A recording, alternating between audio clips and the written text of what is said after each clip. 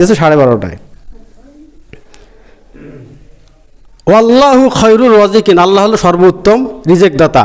আচ্ছা, আপনার বাড়িতে 10 জন লোক আসছে, 10 জন মেহমান আসছে।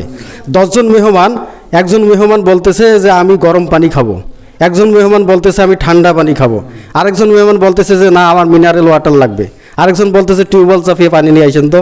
আচ্ছা, বাড়িওয়ালার মাথা খারাপ হইবে না? এটা পানির ব্যাপার। এবার এসেন চা, কেউ বলতেছে লাল চা, কেউ বলতেছে দুধ চা, কেউ বলতেছে চিনি সহ, কেউ বলতেছে চিনি ছাড়া, কেউ বলতেছে একটু লেবু দেন, কেউ বলতেছে আদা দেন। কেমন লাগবে ডাক্তার সাহেব? কেমন লাগবে? মাথা পাগলা হইবে না?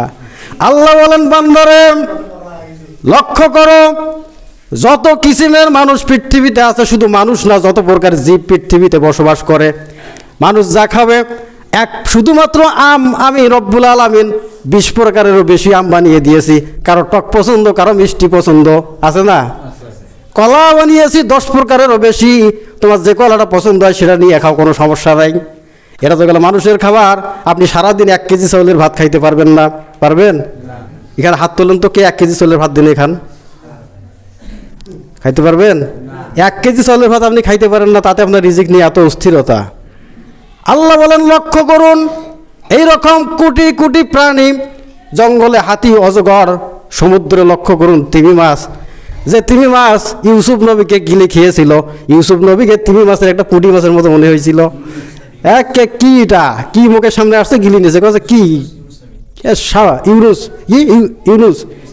ইউনুস নবীকে গিলে খাইছিল, আরে এটা পুঁটি মাছের মতো মনে হয়েছিল। আল্লাহ বলেন ও বান্দা, এই রকম লক্ষ লক্ষ কোটি কোটি তিমি সমুদ্রে বসবাস করে। একটা তিমির দৈনিক খাবার লাগে 40 মনেরও বেশি, 40 মনেরও। আল্লাহ বলেন এই রকম কোটি কোটি প্রাণীকে আমি দৈনিক খাবার দেই। তুমি একজন সলিমুদ্দিন আব্দুর রহিম রফিকুল ইসলাম, তোমার 1 কেজি চাউল লাগে, আমার ইবাদত বাদ দিয়ে তুমি জমিনে কাজ করো। বিশ্বাস করো জমিন তোমাকে রিজেক দিতে পারবে না, তবে হ্যাঁ আপনি জমিন চাষ করবেন, আল্লাহর উপর তাওয়াক্কুল করবেন। বিশ্বাস করুন যেখানে যা দেওয়া দরকার আল্লাহ রব্বুল আলামিন বরকত দিয়ে ভরপুর করে দিবে।